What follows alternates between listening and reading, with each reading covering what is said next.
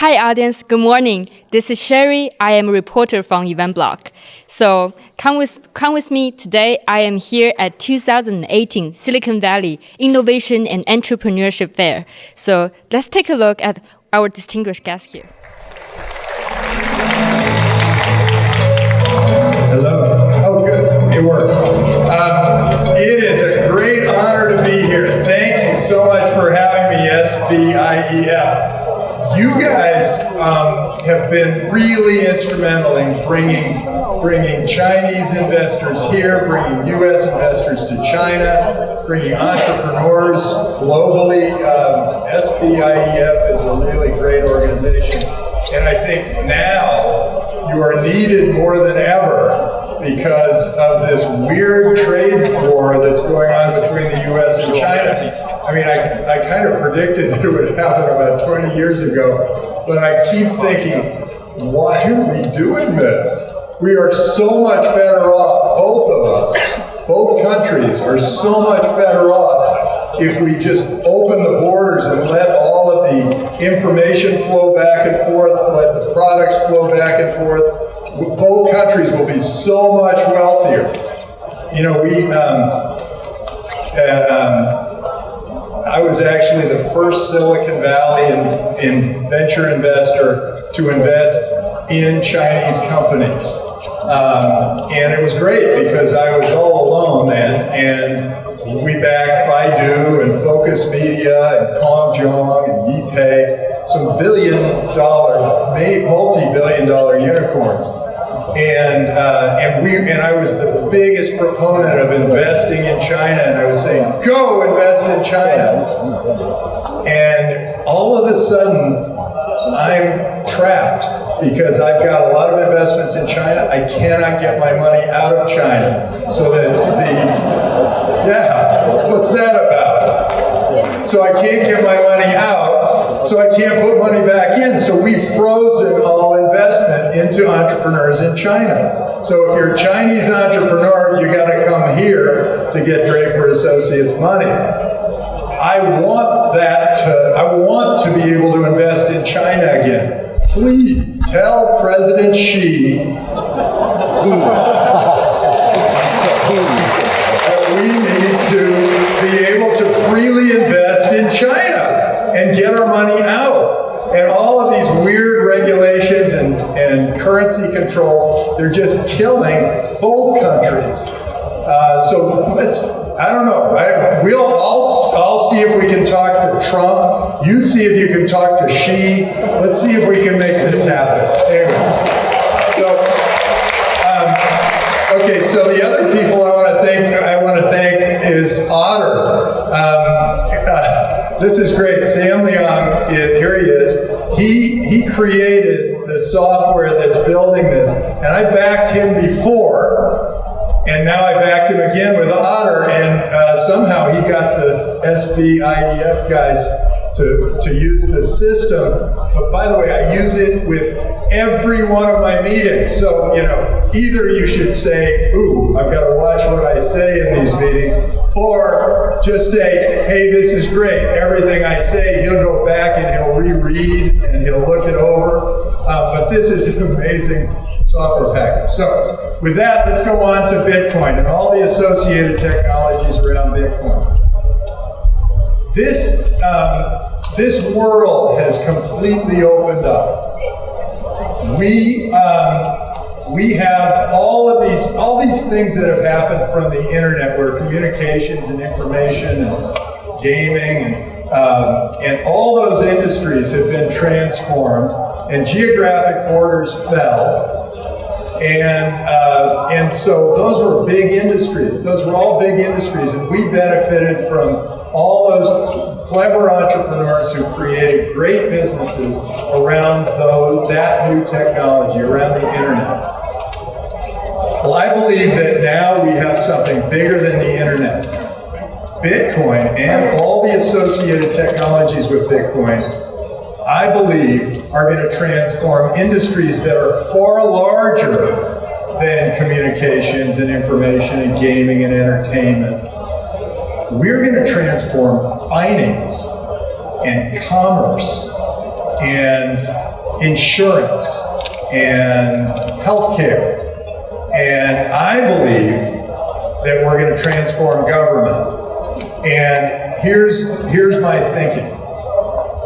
For one thing, I've noticed governments are now competing for you. Because if you don't like what one government is doing, you can move to another place. But eventually, I believe that this is going to be, the government is going to be part land-based and part virtual. This virtual government can change everything. Because I could potentially get all my insurance, healthcare insurance, my pension, my social security, my welfare, all from any government in the world. In fact, I could get it from a government that hasn't even been created yet. I had a great experience. I went, the Prime Minister of Estonia came to Draper University and said, just by instituting digital signatures, we saved 2% of our GDP. And then we used digital voting, and all the young people started to vote.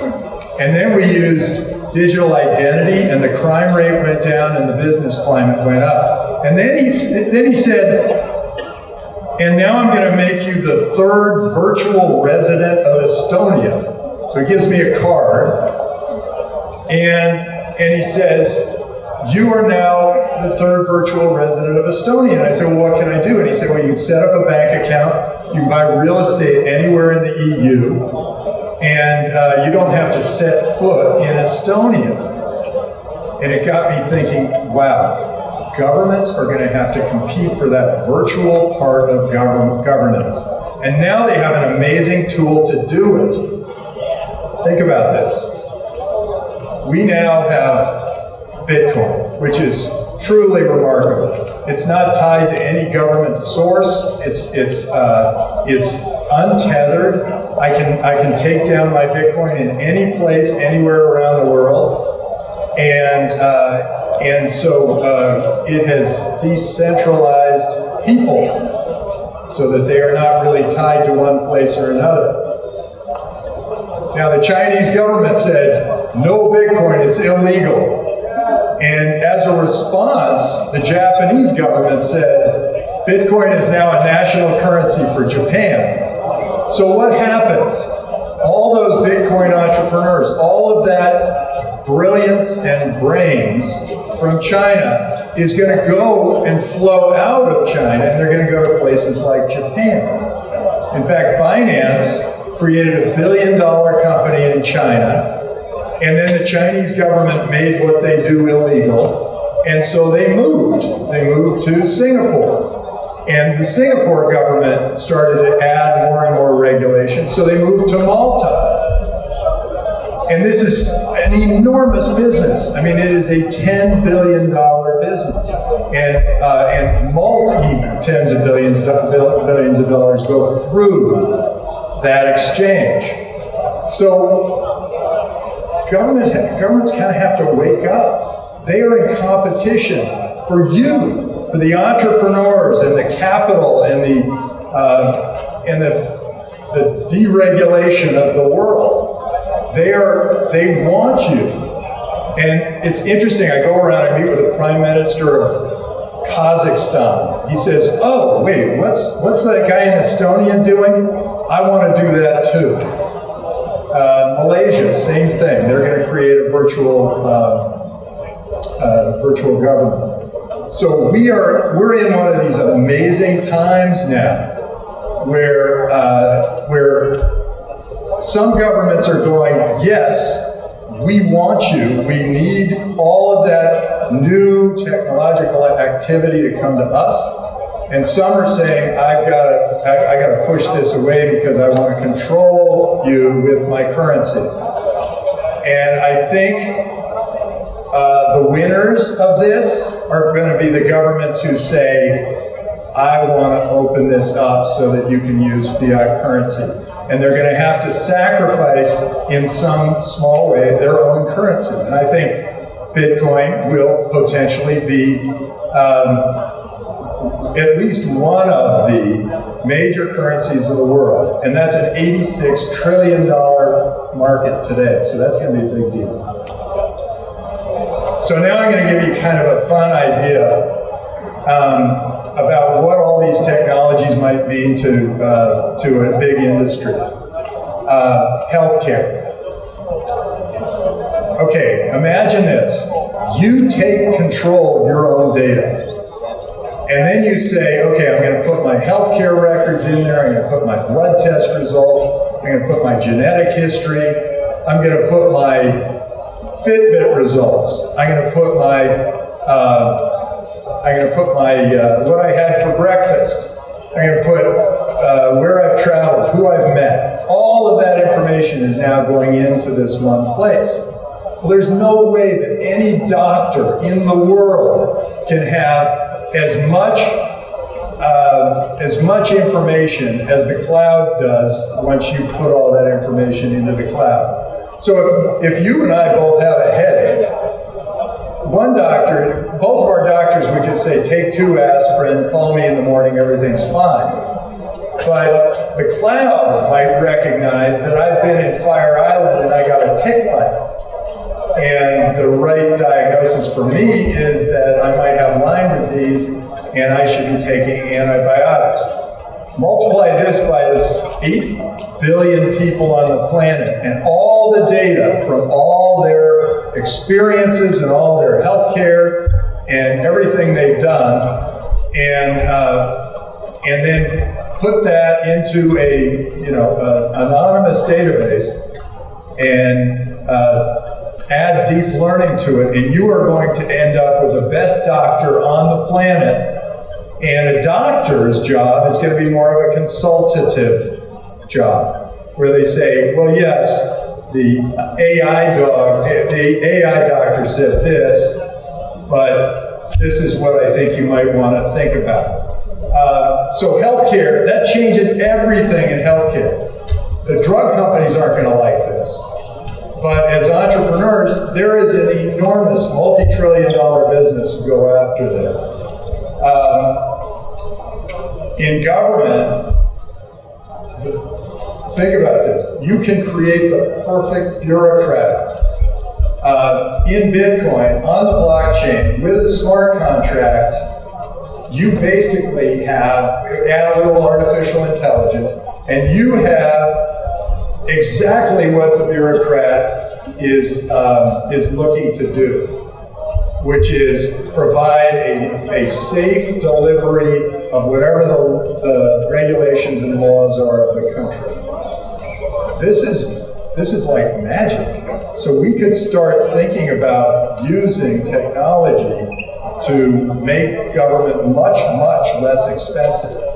So, people in California are all worried about all the pensions they're paying for all these California public employees. Might not have to do that if all of that were done virtually. The other great thing about that is you can create a new country up in space or 11 miles offshore or whatever, and you can start providing virtual governance to all of these great entrepreneurs. And it's interesting, when I talk to people who are sort of over 35 years old, it's okay for me to say this, over 35 years old about this, generally, they say, hogwash.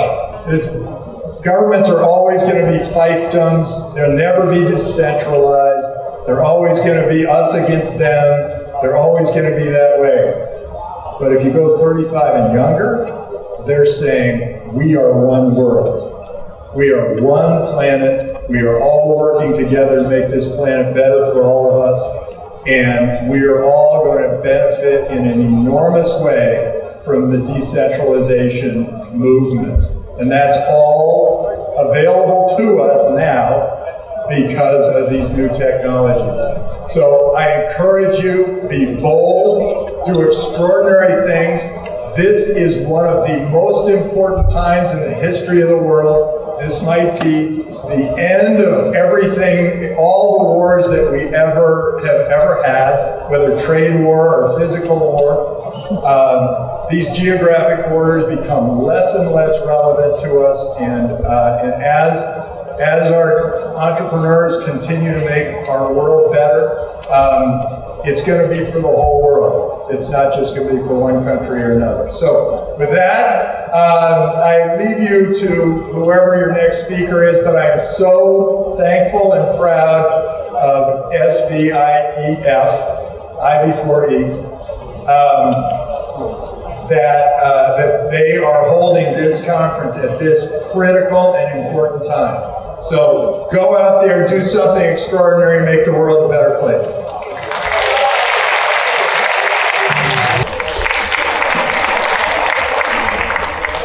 Thank you very much for the introduction. Every year I look forward to this great event. I have been coming here for the last 3 years and have been chairman of the SVIEF for quite a few number of times. So today I'd like to give my lecture in English, and the slides will be in Chinese, so hopefully nobody needs any translation.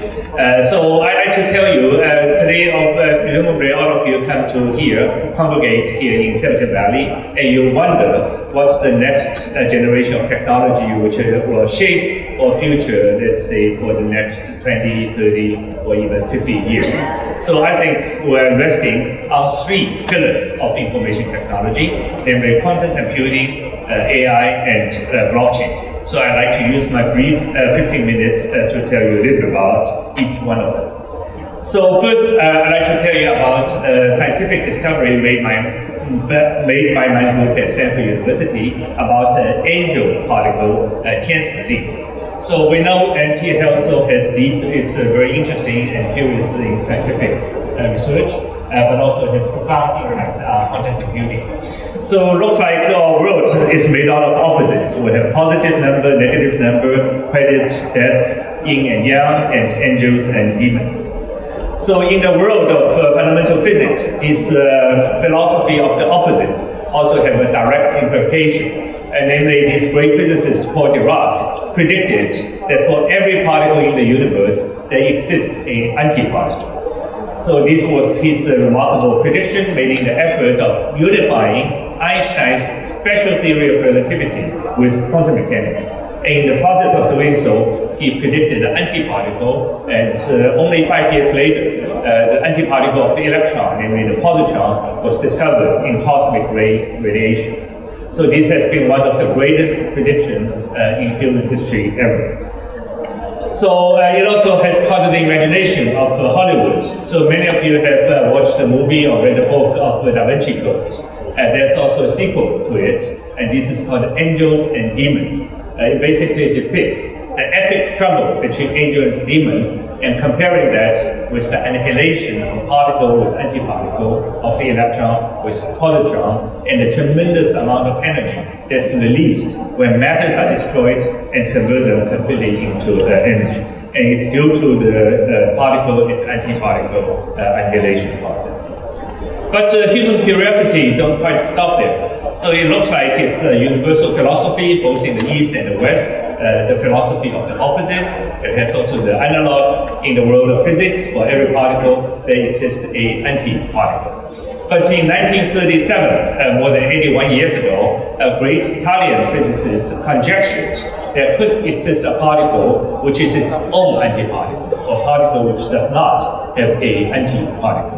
So it was a pure theoretical conjecture, and he didn't provide any hint where to find it. But even more mysteriously, exactly 80 years ago, or 1 year after he made his prediction, he disappeared. He took a ferry from Naples, the Italian port city of Naples, to Palermo, his hometown of Sicily, and he never came out of the ferry. So this great physicist disappeared, and his particle was elusive. So if there's a most wanted list of all the dreams of fundamental science about missing particles we look for, this is certainly very high on the list. For example, in 2012, we discovered a non-conjecture particle called the God's particle or the Higgs particle. It was finally found, and only 1 year later it was awarded the Nobel Prize in physics. But then there are other things we look for, such as magnetic monopole, dark matter, but this Majorana fermion is also very, very high on everybody's list. So in the last about 10 years ago, my group started looking for this particle, and we predicted very precisely where, in which experimental condition we can find this angel particle. And this is in the system of what is called a topological insulator, doped with magnetic dopants, and on top of it, you apply a superconductor. So now many of you may wonder, what does it exactly mean to discover a particle? Because even though we know the world is made out of atoms, no one has really seen an atom with the naked eye. So you kind of need to find an experimental signature to find what is the signature for this new missing particle. So there's the idea that for every particle, usually there's an antiparticle. But for this Majorana particle, it has no antiparticle. So it's in very some sense that this is 1/2 of a regular particle. So it turns out the regular particle has some quantization phenomena. They can only take value between 0, 1, 2, 3, 4, and so on. So but if this Majorana particle were to exist, which is 1/2 of a regular particle, then we should predict some plateau at half integer value, such as 1/2, 3/2, and so on. So last year, there was a great excitement in the scientific community. My group at Stanford University worked with a group at UCLA, UC Davis, and UC Irvine. And they performed the experiment, and indeed, they find there's a signature at 1/2 of the usual value. There exists a new plateau, and that plateau is the indication of the discovery of this new particle. So many of you may wonder, what is the pleasure of being a scientist? Most of the time we have to work very, very hard. Professors usually are not paid very much. So what exactly is the pleasure of being a scientist? Of course, it is the joy when you become the first one in the world to discover something. But just like giving birth to a child, it's like a discovery that no one else has made before. You have the right to name your child. So in the case of physics or science, whenever we make a discovery, we're also earn the right to give a name to the discovery. So I remembered my favorite novel, which is Angels and Demons, and the epic struggle between angels and demons. And I suddenly realized that as if we have discovered paradise with only angels and no demons, only particle, no antiparticle. So therefore I give it a name called angel particle.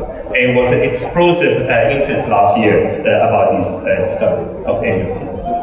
Now you may wonder what it is used for.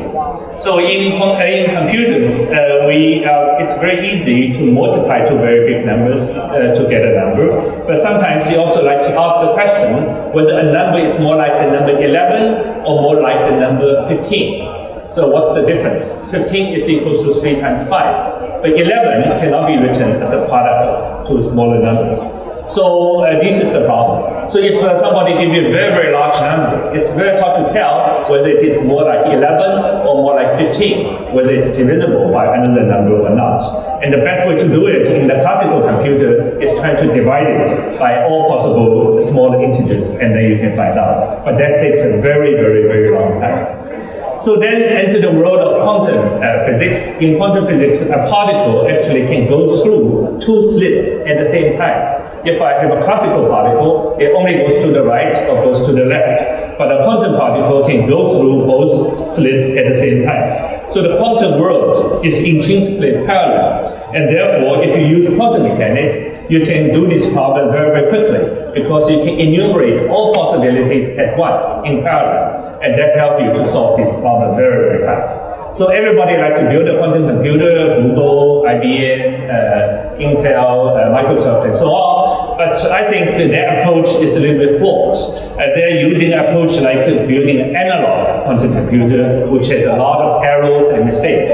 But after the discovery of angel particle, we realized that we can build something like a digital quantum computer, that it doesn't make the error as much as the analog quantum computer. And so this is a very exciting development, and one of the greatest pursuits of science and technology today, especially when you come here to Silicon Valley, is the pursuit of building a quantum computer. And I told you a little bit about my story. So now let me tell you a little bit about artificial intelligence. So it's mostly because of the magic confluence of three major trends. One is Moore's law, which says our computational capability doubles every 18 months. And the other is the availability of large data sets. And the other is the computational algorithm. So on the left here, or on your right, you already see the magic of artificial intelligence in transcribing my speech by our very proud investment in full encryption, so that only I hold the private key. But the magic of this math, of this set of mathematics, is that you can compute unencrypted data. So for example, a pharmaceutical company can compute unencrypted data with a large population of which larger cohort and learn how to develop a better drug. But in the process, they will pay for the data contributors as kept by a blockchain. So we're actually making such a company with a lot of exciting investors, and we're just trying to make this into a reality. So let me conclude maybe that blockchain is one of the most interesting development of our time. I think it's 10 times bigger than the internet, and all throughout history, and you will see that these centralization and decentralization waves are what really propels the next generation of technology, and there's tremendous opportunity ahead. Thank you very much. Thank you. Thank you very much. It's great to be back at Silicon Valley. So I live in China most of the time, so many of you probably don't remember me. Then I'm going to introduce someone else that you're more familiar with to tell you about AI. Hello, is it Sanggang? Let's back up and try again. It's a great thing to build a better world with artificial intelligence. And wait for this. 人工智能正在改变世界。 So that's not our work. This is the work of iFlyTech. But nevertheless, it shows you with the power of deep learning, the quality of speech synthesis of President Trump speaking in a foreign language is actually very, very realistic. And that is the biggest technological improvement over the last 62 years in the history of artificial intelligence. It's deep learning. Deep learning is a network of highly connected neurons in thousands of layers that can, in a single domain, take a huge amount of data and train to recognize, predict, and decide and synthesize at a much higher accuracy than humans. Now, on the one hand, it is not human intelligence. It cannot think cross-domain. It cannot plan in very deep sense. It has no strategic or creative thinking capabilities. But in a single domain, again, with a huge amount of data, it is beating humans in almost every task imaginable. We have seen AlphaGo, we've seen speech recognition, face recognition. There are beginnings now of diagnosis of how to read MRI, and doing a better job than radiologists. So this amount of improvement is leading to what I call 4 waves of artificial intelligence. So in this picture, what you see is what I believe 4 waves of business opportunities that deep learning and associated technologies will bring about to this world. The first wave, naturally, is the internet wave, because internet has more data than any other domain. With so much data, it powers Amazon to predict what you might want to buy. It powers Facebook to predict what you might want to read. And similarly, all the American and Chinese companies all all the great AI companies of today are all internet companies because they have the most labeled data, and we every day are their lab rats labeling data for them. So a lot of great companies, near trillion-dollar companies have been created, the 7 giants of AI, all in wave 1, and that will continue. But wave 2 has, of course, already begun several years ago, because you can ask the question, who else has a lot of data? And it is businesses, banks, insurance companies, hospitals. They have a lot of data. In the past, they viewed data as a cost center, as a legal requirement to archive.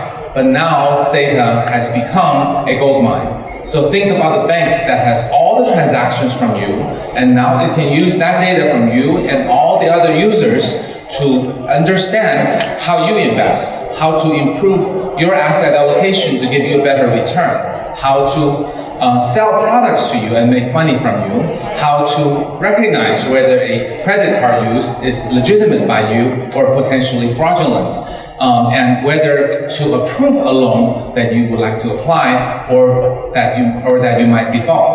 So these are the uses that could be done in a bank, and you can extrapolate for insurance companies, hospitals, and so on, and that's going to be a big wave that's running across many segments of business and government. The third wave is what I call a perception AI. That is, you're adding to the AI the ability to see and to hear. So it's computer vision, speech recognition, speech synthesis, understanding combined together. And it also can be viewed as digitizing the physical world.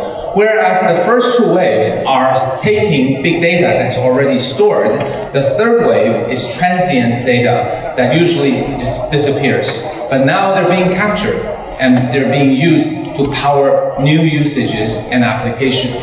So what can you do? Well, Siri, Amazon Echo are examples of speech recognition. The demonstration you see there is another one, live transcription. And in terms of computer vision, I think the applications are even bigger. You can have autonomous stores, you can have face recognition. You all know this, at airports now, there are almost no humans taking care of our immigration because face recognition and OCR are taking over. And these are all examples of perception AI. And then the fourth wave is when AI becomes autonomous in its ability to move around and manipulate, sort of like having hands and feet. So that is in the area of autonomous vehicles and robotics. So in autonomous vehicles, that will bring about a huge transformation because it isn't just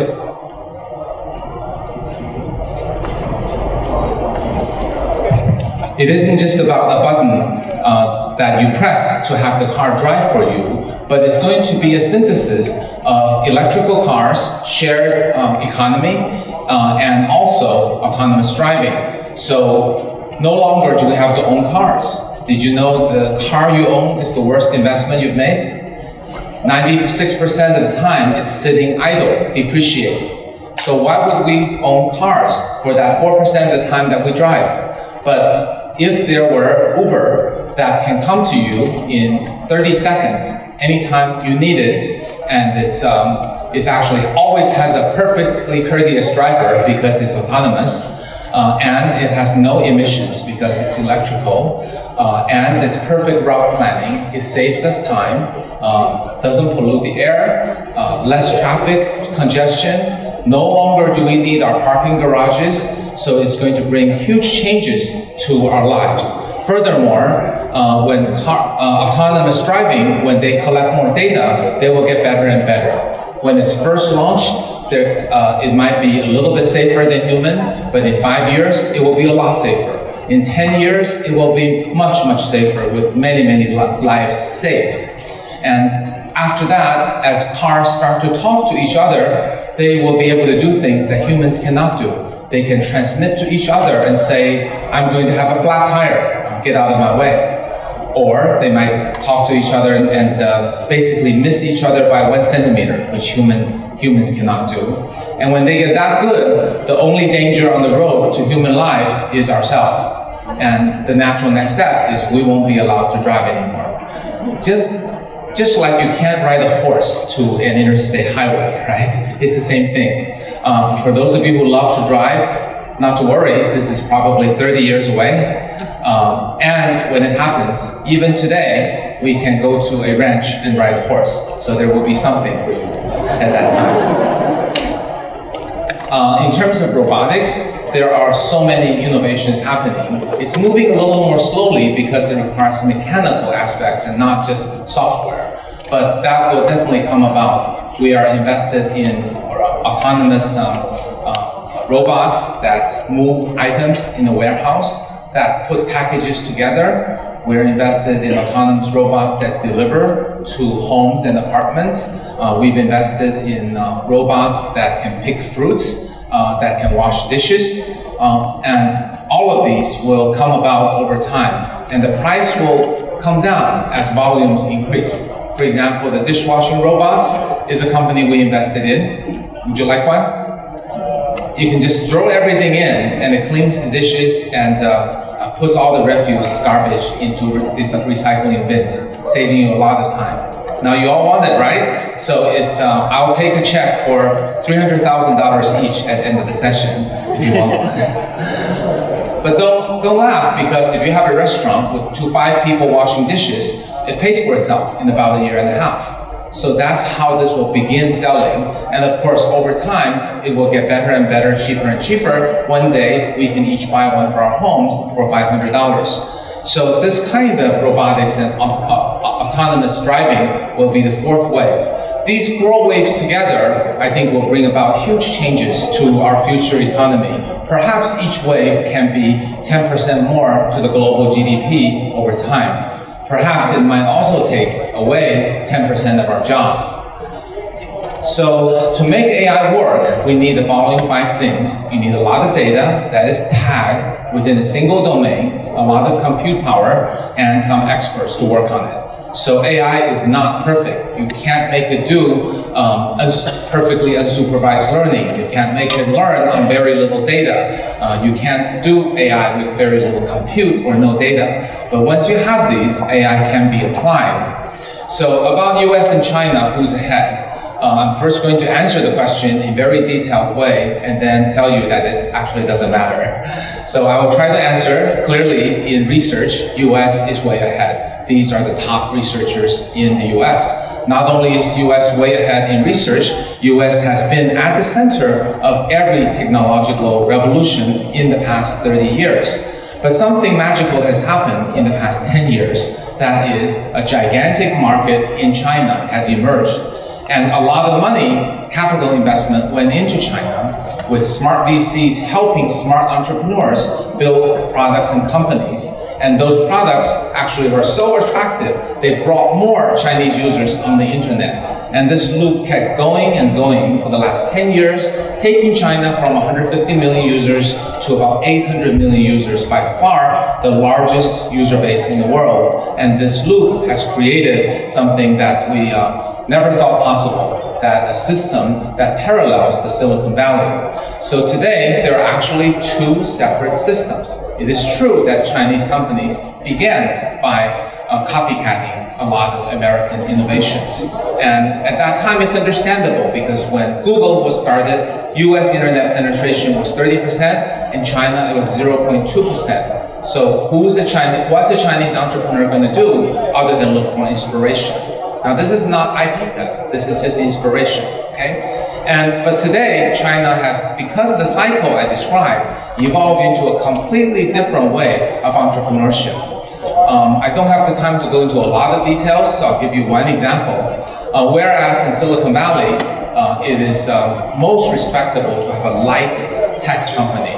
A company like Instagram, 11 people, $1 billion. A company like Yelp just does reviews and is $4 billion valuation. All great companies, very respectable, all tech only and not touching the offline ugly stuff. The Chinese way is completely different. Because in China, there are many other entrepreneurs who can get funding and compete with you and even copy you. The only way to succeed in China is to find a business model that is impregnable.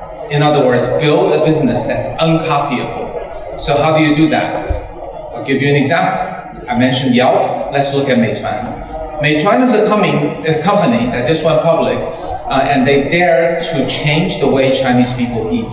And that is, how can we make people cook half as much? How can we make people eat out half as much? Instead, rely on home food, delivery of food to the home. That is not purely a technological problem. That is largely a huge operational excellence problem. It is about organizing 600,000 people on electrical mopeds, delivering to the home. And of course, the price is very important because VCs will only burn so much money. So Wang Xing needed to get the cost per delivery down to about 70 cents to break even.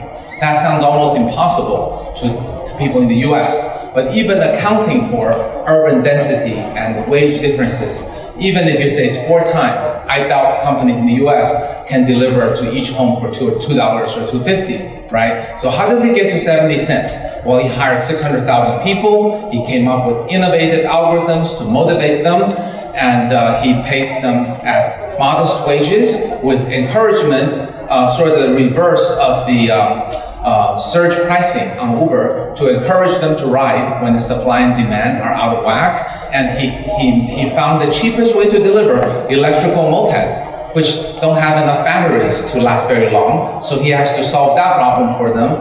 I could go on, but I think you get the idea. The way Meituan won was by building an incredible operational excellence system that could change the way people eat. And at 70 cents, 30 minutes delivery to your home. And underlying that is a tenacious entrepreneur who's not afraid to take on a very, very hard and ugly and operationally difficult problem, and continuously grind away at it using huge amounts of capital to iteratively drop a few cents every few months, eventually getting to his goal. And by the time he reaches his goal, if a competitor wants to build an equivalently efficient system for food delivery, they have to hire 600 and manage 600,000 people, basically at minimum wages, and still manage a good level of service to the customers, as well as deal with best route finding, encouragement, and burn a few $1 billion. So that is how he makes his business impregnable. Unlike other lighter businesses, that of Instagram or Groupon or Yelp, that are a lot more easily attacked by other companies. Silicon Valley tends to respect others and not attack them. But in China, if you had 4 companies like, let's say, Grubhub, Yelp, and OpenTable, and Groupon, Yelp, OpenTable, and Grubhub. These 4 companies cannot possibly all survive in China. There would be only one left. But that one is the one that comes up with the most resilient business model. So the point I'm making here is that China didn't get to where it did because of copycatting. That was a good, important part in the beginning. But China got to where it got to by developing a completely different, heavy, and exciting way of building impregnable businesses. So as a result, Chinese companies kept improving, going from copying from the US to inspired by US and then leapfrogging. WeChat is better than WhatsApp. Weibo is better than Twitter. Our investment, Zhihu, is much more profitable than Quora, and these are all examples. But even more exciting is the third ladder, where Chinese companies are brand new innovation. This Chinese model of building impregnable businesses have reached new heights, so that these brand new companies are being built and also being copied now from China. These companies, for those of you who are Chinese, you recognize them. Those of you who are not, I'm afraid I don't have time to explain them, because each one would take 5 minutes, because they don't exist. There doesn't exist another correlate in the US. So now these models are being copied to a lot of areas worldwide.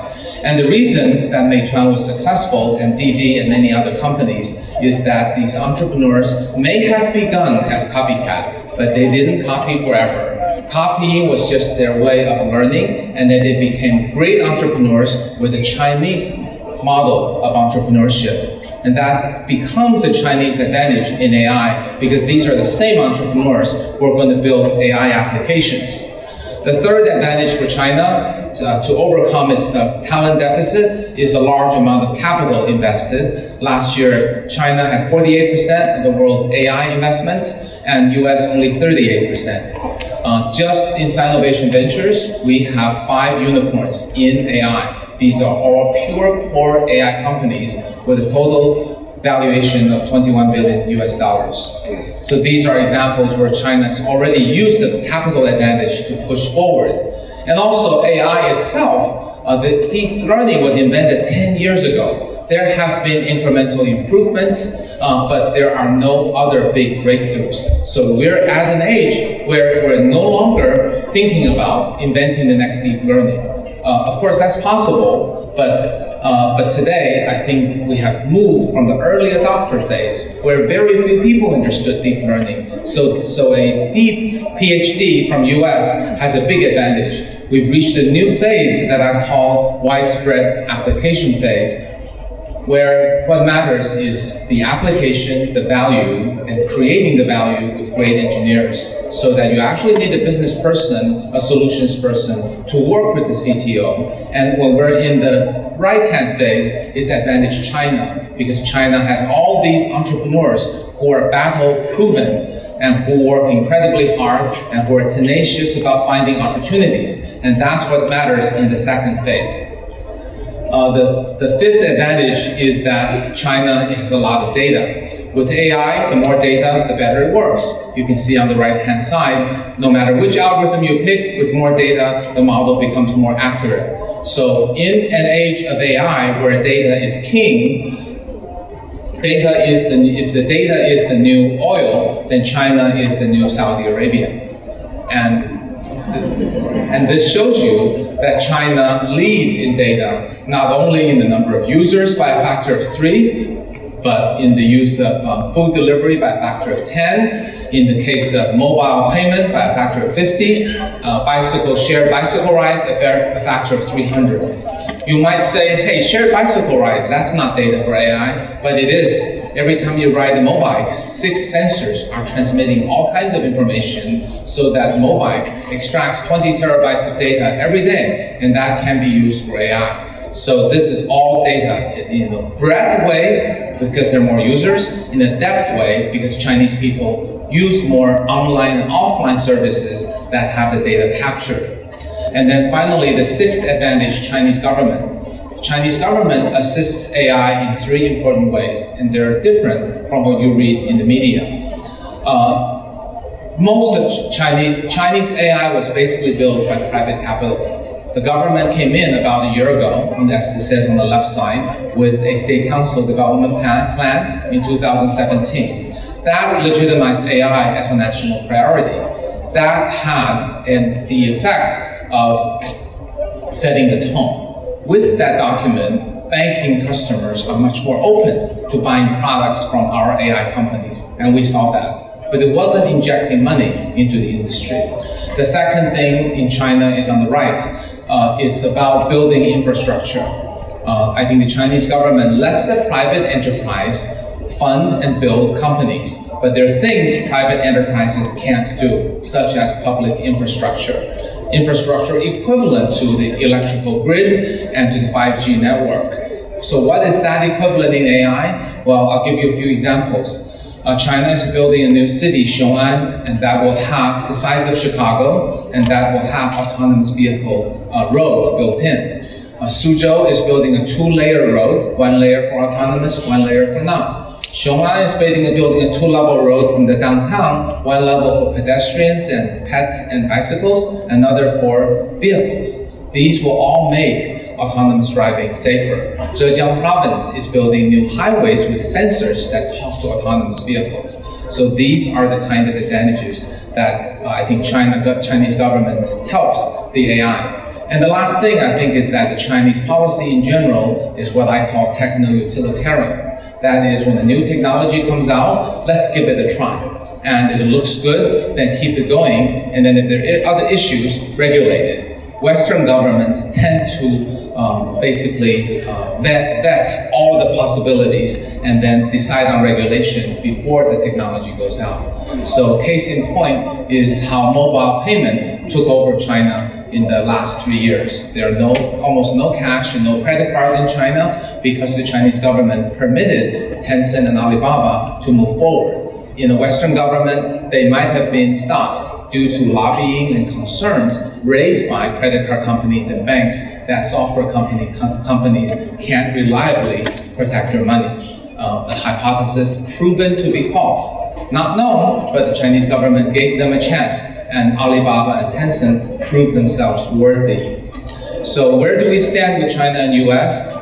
In the 4 waves, I think generally US is a little bit ahead today, but China will probably be ahead in 5 years. This is not about research, this is about implementation. US will continue to be ahead in research for the next 10 or 15 years because that depth is very hard to overcome. But having given you this picture, I also want to point out this is not a zero-sum game. US VCs fund US companies who develop products for US customers. Chinese VCs fund Chinese companies who develop products for Chinese customers. They are not going after the same market. When Chinese company wins, US company does not lose. When US company wins, Chinese company does not lose. So I think the sentiment behind some of the current rhetoric is not correct. This is truly not a zero-sum game. This is merely a keeping score of how far ahead each technology might get. So with China and US both pushing forward AI, I think AI will make a lot more progress than internet and mobile because those only had one engine, the US pushing forward. And there are a bunch of other reasons, such as the 7 giants hiring people, training people with large amounts of data, VCs being devoted to AI, and also AI platforms emerging that makes it easy for people to develop AI applications.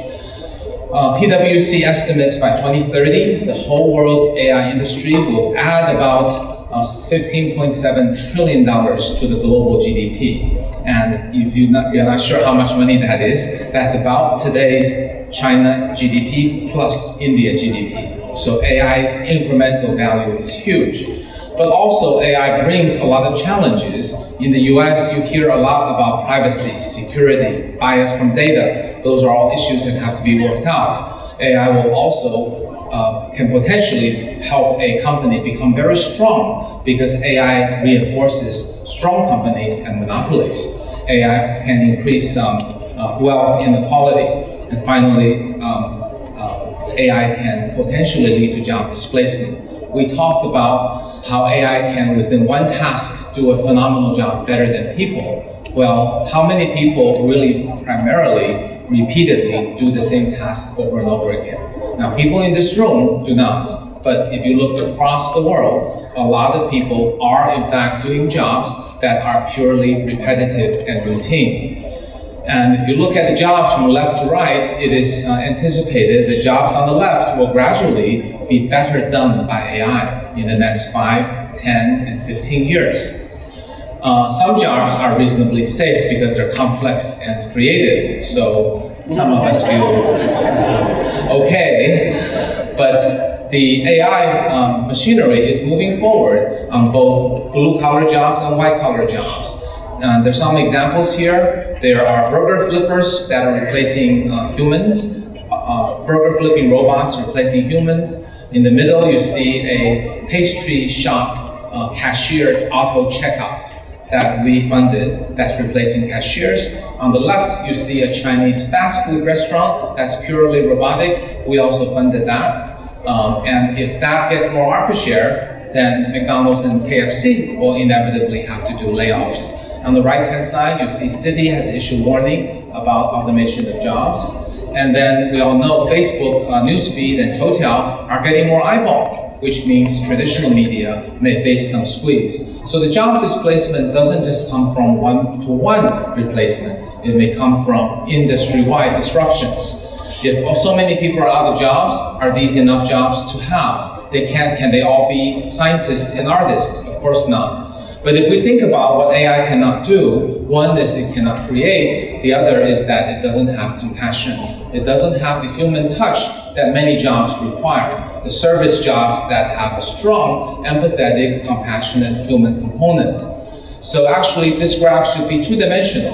One dimension to show you how creative a job is, and another dimension to show you how much social and compassionate the job is. And if we replot the picture, we'll see that while the lower left side are jobs that face a lot of trouble, there are actually a lot of additional jobs that can have more, can hire a lot more people. Jobs like teachers, nannies, nurses, jobs like elderly caretaking. That's a job that there are 1 million openings in the US, and it's only not being filled because it's not paying enough. So just as we saw a big agriculture to manufacturing transition in the last 2 centuries, I predict we will see a routine to social service job transition over the next 20 or 30 years. So in terms of AI and humans, so some people say it's all symbiotic, some people say it's all displacement. This graph shows you there are at least, that's not right,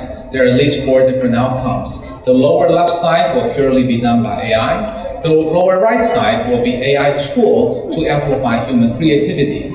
The upper left will be AI doing the analysis, such as doctor's diagnosis. But the human doctor wraps warmth around delivering the news to the patient and giving patient the confidence and the comfort. And then of course the upper right is where human compassion and creativity will shine. So there you have it, a blueprint for human AI coexistence. So going forward, I think AI is electricity. In the next 20 years, there will be huge opportunities and challenges. But I want to take us a moment into 50 years when we look back. Ignore for the moment all these job displacement opportunities. I'd like to leave you with 2 thoughts. The first thought is that AI is serendipity. It is here to take away the routine jobs so we can really spend time on what we love and what human beings are on this earth for. And secondly, for those worried about AI causing problems, just keep in mind, AI is just a tool. It possesses no creativity. We are AI's master.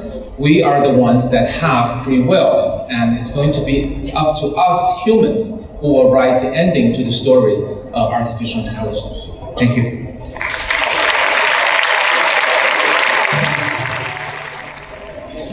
Okay, well, I never really understand what happens in the short term. A lot of what I focus on is entrepreneurs and what they're going to be doing over the next 5 to 10 years. And that, I believe, is going to be the beginnings of a decentralized, not just decentralized currency proliferating through the world, but also I think some of those technologies are going to start proliferating into different industries. It's interesting, that was a terrific speech. I actually, for the last 4 or 5 years, have been working, or I've worked with a couple of people to do an expert system on venture capital that could replace me. So I'm trying to make this a really easy job. You know, it's a pretty easy job, right?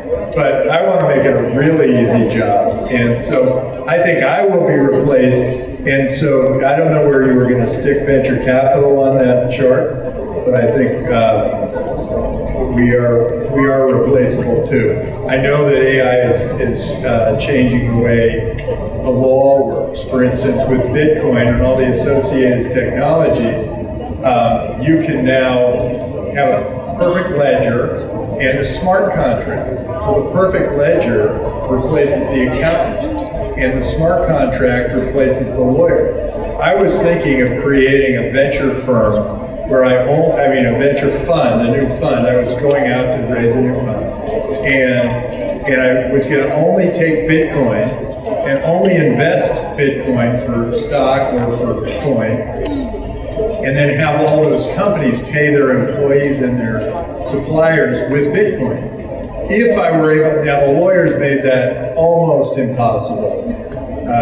It's not in their best interest, but it was going to be very expensive. So,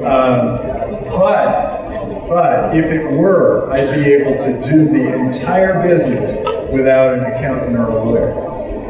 Thank you, Tim. I know you are super duper in the Bitcoin, right? Because Bitcoin is gradually started to impact our life. So next, Professor Chen, I want to ask you, you mentioned about the ancient Chinese philosophy, 合久必分，分久必合, with your latest scientific research.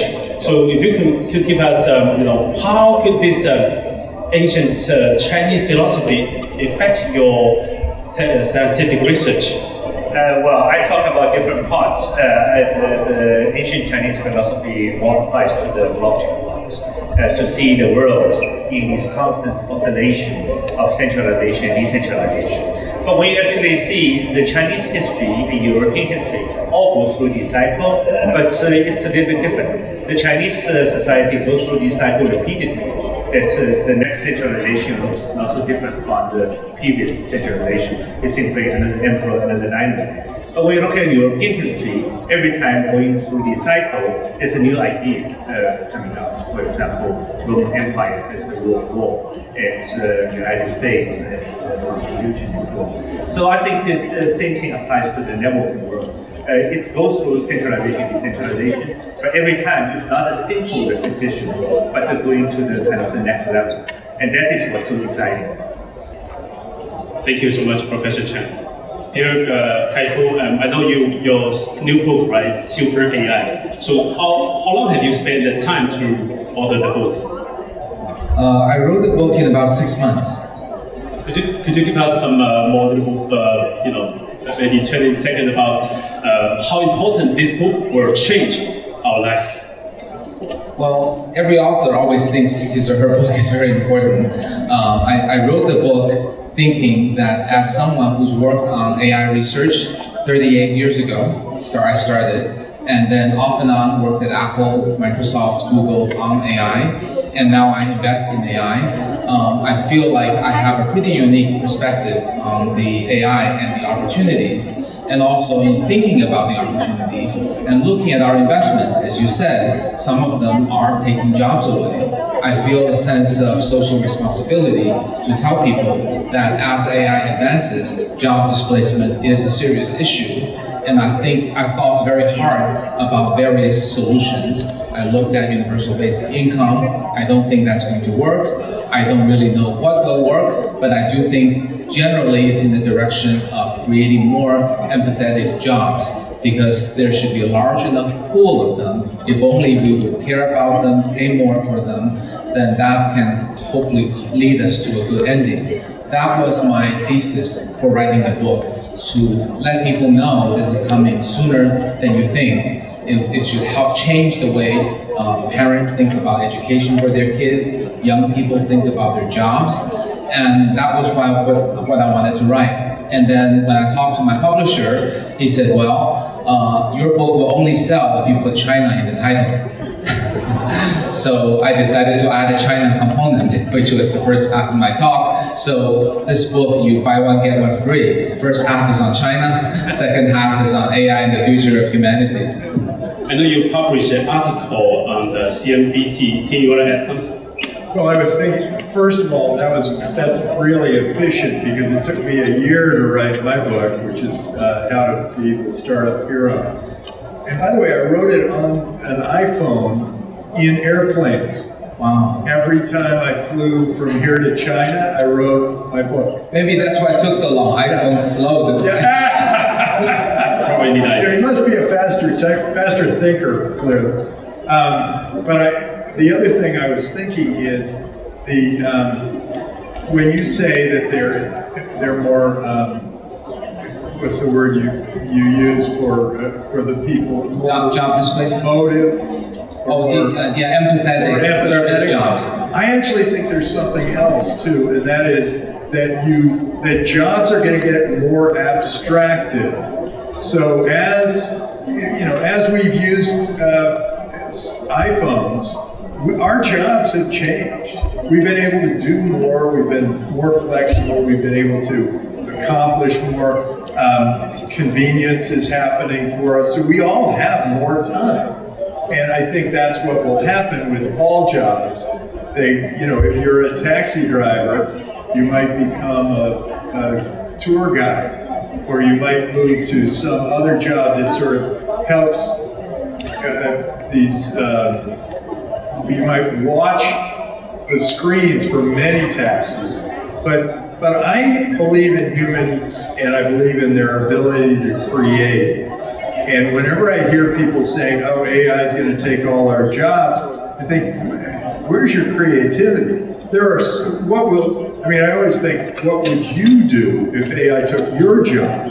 Well, you would find something more creative and more innovative and more interesting to do because AI is now doing the thing that you can replicate over and over. So I do feel like the empathetic job is kind of an interesting concept, but I also think there's an abstract job that none of us have thought of because we haven't seen what technology is going to do over the next 5 years. So this decentralized world using Bitcoin instead of dollars or renminbi, all of that is going to sort of change the whole nature of the world. But we'll adapt. We're going to get creative. We'll come up with new ways to innovate. Yes, I know it's easier to say that encourage the innovation among the human society. But human has wisdom, AI has intelligence, right? And in the beginning level, when we all benefit from like AI dishwasher, Kaifu just mentioned, and AI, robot service, AI wash machine, AI burger machine, and McDonald's also installed more than 200 AI order machine nationwide in the US. But when you reach to the next level, you have AI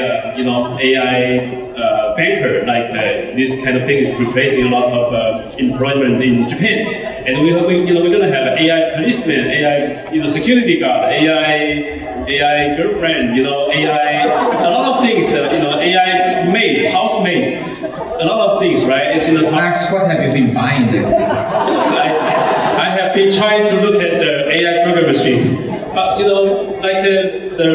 last debate from Elon Musk and Zuckerberg, right, about the AI security threat to the human society. Professor John, you want to add some? Well, first off, I'd like to make a prediction, which may be somewhat different from my fellow panelists. Mm-hmm. So we talk about AI body and AI mind. I will make a prediction that the AI mind will progress much faster than the AI body. So I think this idea of robots and so on, this will take a very long time. But the AI mind will develop very fast. I also don't quite agree that AI is not creative. In fact, in my talk, I just want to give an example. So that it was viewed as one of the greatest discoveries of humanity, namely the periodic table of elements. My AI program discovered it in 2 minutes. So AI could have creativity and could, in a totally unsupervised fashion, that even scientists should fear for their job. Good. So we're all going to have to come up with something else. Yeah. Yeah, that's good. I think it's good. It's valuable. It forces you out of your comfort zone and into something new. I also think whenever people say, "Oh, AI is going to take all our jobs," yeah. Well, I mean, I don't think the potato farmer was upset when AI, or I guess it was AI, the plow shows up. Suddenly, they don't have to get down on their knees and pull these things up. I think we're all better off with more technology. It just keeps making our lives easier. Thank you. I know this is the global leader, right? You guys are all leader in, truly you are the leader in the AI, and you are a leader in science, physics, and you are a leader in capital ventures and a lot of venture capital project in Silicon Valley. So your words, your presentation will shock the world or change the world, right? A lot of giant companies, they are facing a lot of political challenge or policy challenge, such as recent, Facebook's data breach, and then Mark Zuckerberg being grilled in the Capitol Hill, and also the recent trade war between a lot of nations, and that caused lots of difficulty for those giant technology company or startup. Do you think how your leaders, how to make some contribution or to overcome these obstacles? Well, it's hard to, so there are two parts. One is the policy issues, one is these privacy issues. I think our job is we know some things deeply because of our experience, and it's important for us to share that experience. So that's why I wrote the book. The book talks about a lot of facts and also a lot of points of view, which these two gentlemen may not agree fully. But it's important to bring these issues up, because without experts bringing up the issues, a lot of the debates, if you just close your eyes and open a magazine about AI, it's usually about dystopia or utopia or hype, right? I think when experts are able to at least tell you facts and opinions, then I think it puts everybody at a higher level to understand the technologies. So I think disclosure is the first step. Dealing with a lot of these issues are known. Privacy, there are all kinds of arguments. There are arguments that I don't think people fully understand. There's the privacy issue when the company sells or gives your data to another company, like Facebook and Cambridge Analytica. That is a very serious issue. There are issues of how much do I trust Facebook or Google or someone else to have of my data. That's another issue. And I've also heard people say that in this world where we have less privacy, we are we behave better because we're being watched. So I think there's validity in all of these arguments, and we just don't know the answer. I think Europe took a pretty courageous step with GDPR. I think it's a terrible standard, but I think it's important to take a stand. And then hopefully they'll be flexible to correct it. Otherwise, we'll just be debating these issues intellectually. Let's see what governments can choose to do once they see what types of things might form a common values for its people. I like the idea that you own your own data and then you can sell it to other organizations. I also believe that the company should be able to acquire data that might be about you and use it in the way they want to use it. Whenever I think what should government do, I think of the two of the greatest leaders in the history of the world, and one is George Washington, one is Deng Xiaoping, another one is Gorbachev. They pushed power away from themselves.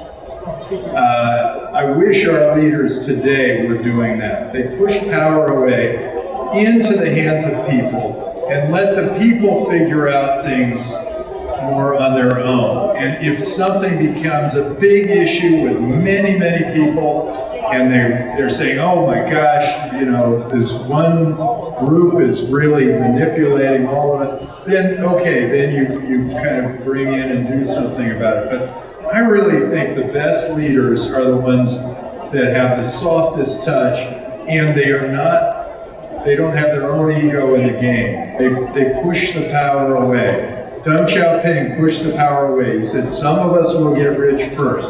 George Washington said, no, I don't want to be king. I want to be president, and I didn't even want that second term of office. I want out.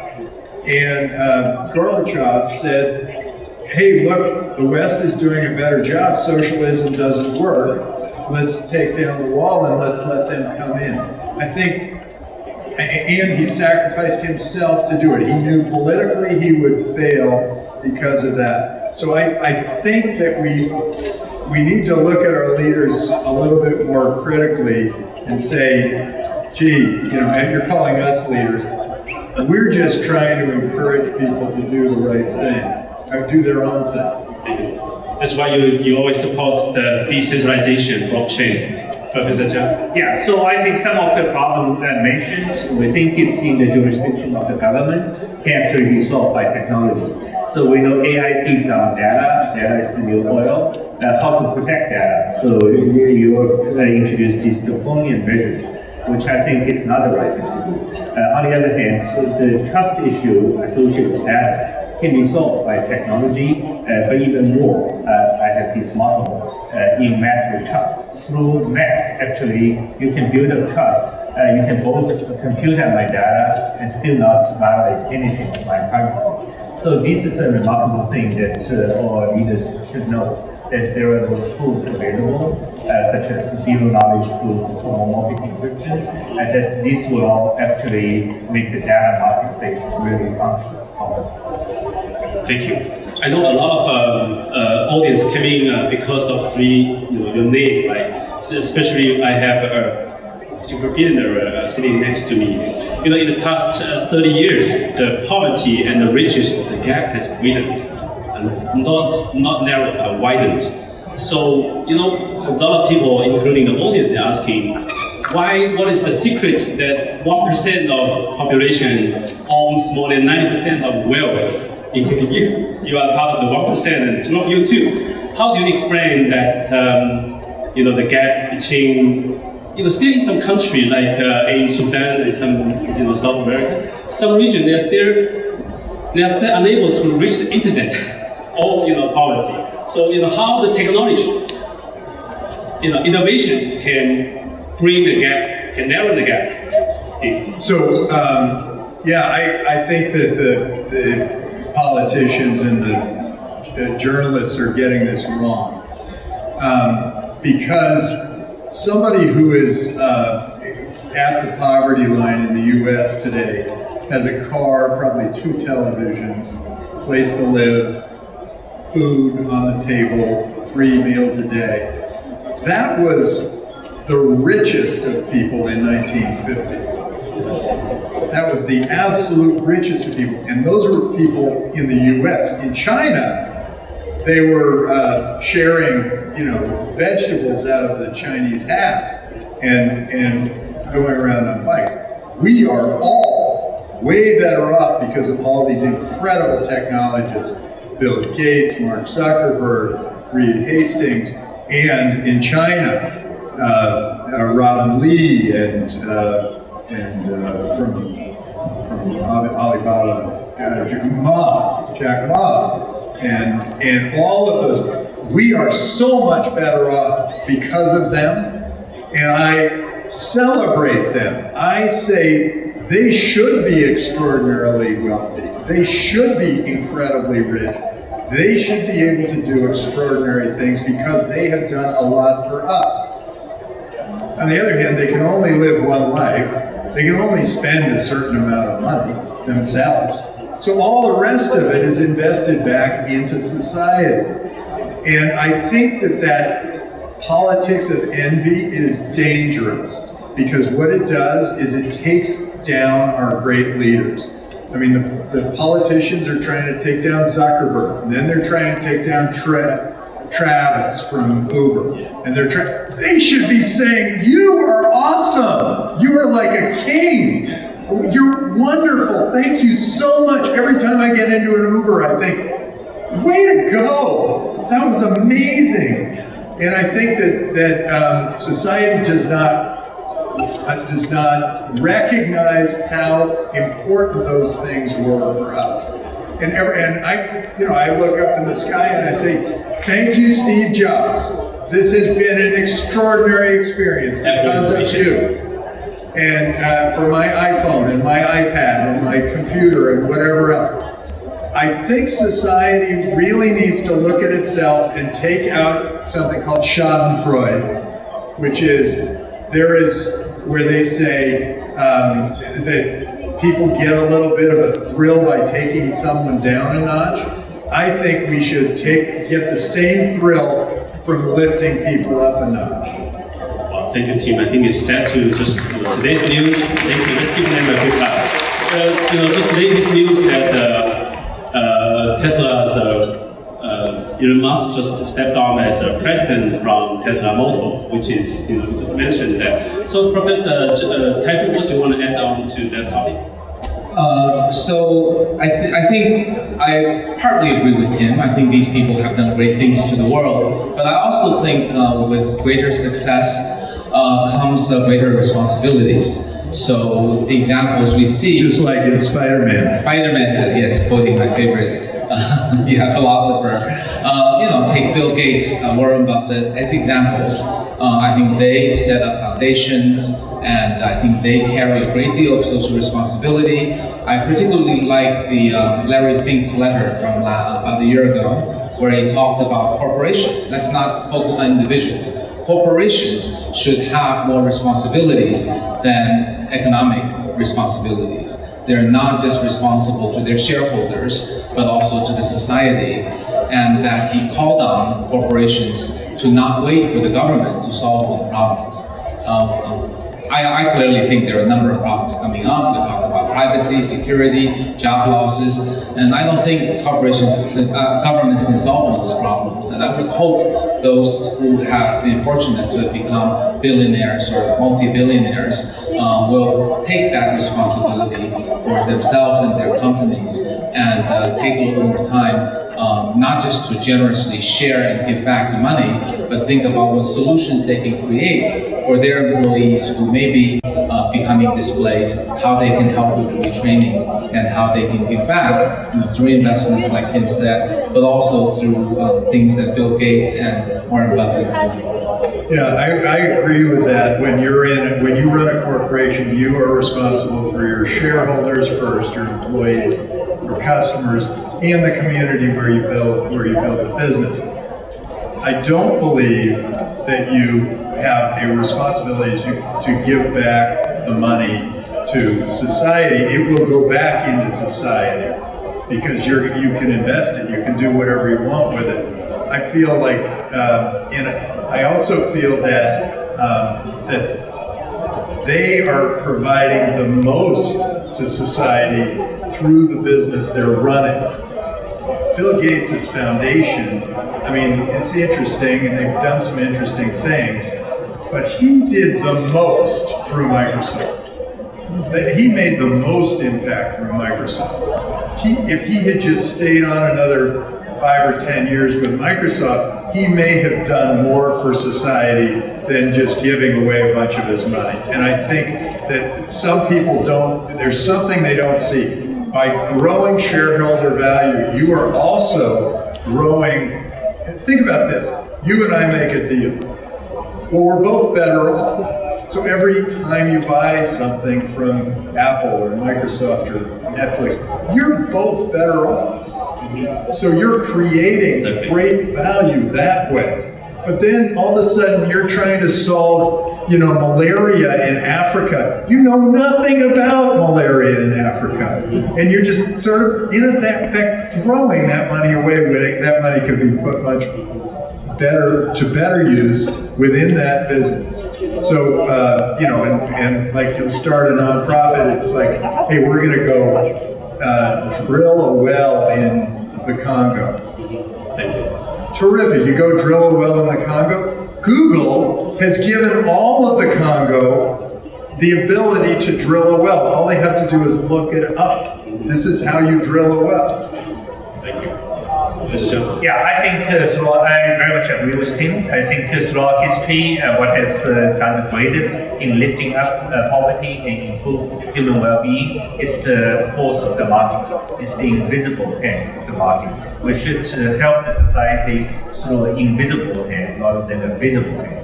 If you do it too visibly, then you create a dependency that is not in the end healthy in society. But I'm very sorry, I have another lecture to give, and I already stayed down for another half an hour. Actually, I have to go. Thank you for your time. Thank you for being with us. We all do. Thank you.